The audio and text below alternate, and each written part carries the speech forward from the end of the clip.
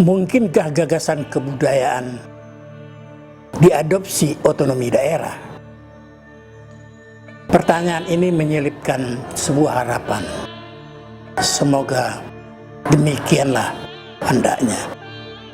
Namun perjalanan ke sana masih merupakan sesuatu yang misterius.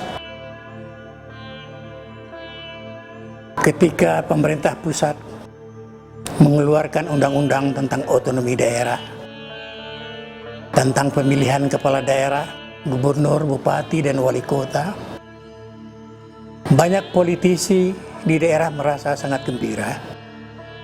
Suatu hal yang menimbulkan harapan bagi ambisi-ambisi mereka, dan juga ini dianggap sebagai suatu langkah maju dalam proses demokratisasi, di mana rakyat mendapatkan haknya dalam pemilihan langsung. Tetapi sejak awal keputusan ini sudah merupakan sesuatu yang mencemaskan, karena terbuka peluang bagi orang-orang yang tidak berhak untuk mendapatkan kekuasaan. Kemungkinan untuk memenangkan pemilu tidak ditentukan oleh kualitas, kapasitas, ataupun integritas orang-orang, tetapi lebih banyak akan ditentukan oleh siapa yang punya modal untuk merebut kekuasaan itu. Kekuasaan itu direbut bukan oleh integritas, bukan oleh kapasitas atau kualitas, tetapi oleh modal. Politik demokrasi sedang digrogoti oleh apa yang biasa kita sebut oligarki.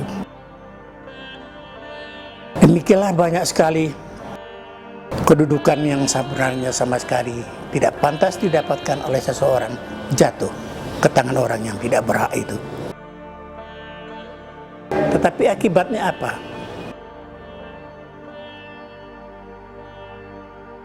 Karena mereka memang tidak punya kapasitas, tidak mampu, dan mereka hanya punya modal, uang, dan ambisi. Ujung-ujungnya adalah mereka terlibat korupsi, dan banyak diantaranya sudah masuk penjara.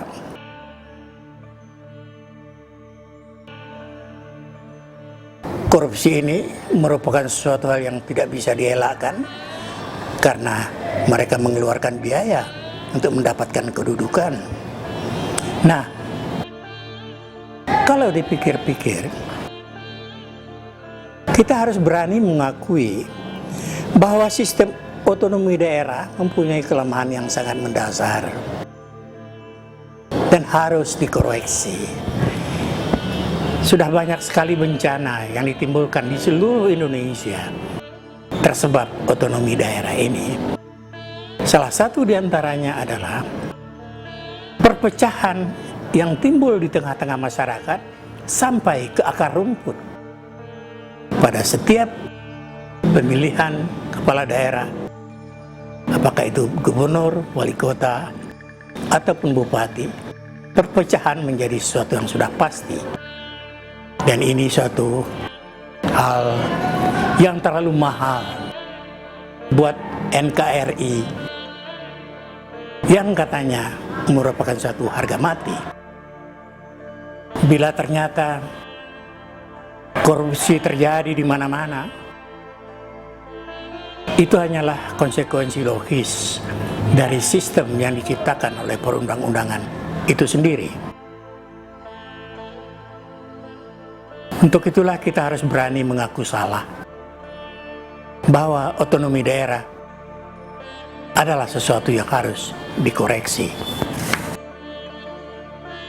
Yang kita perlukan adalah suatu sistem pemerintahan demokratis yang bersifat terbuka dan mempunyai kemauan politik untuk mengadopsi gagasan-gagasan kebudayaan, agenda-agenda kerja kebudayaan yang berangkat dari satu visi tentang masa depan yang harus kita perjuangkan sebagai satu bangsa yang bermartabat dan berkarakter.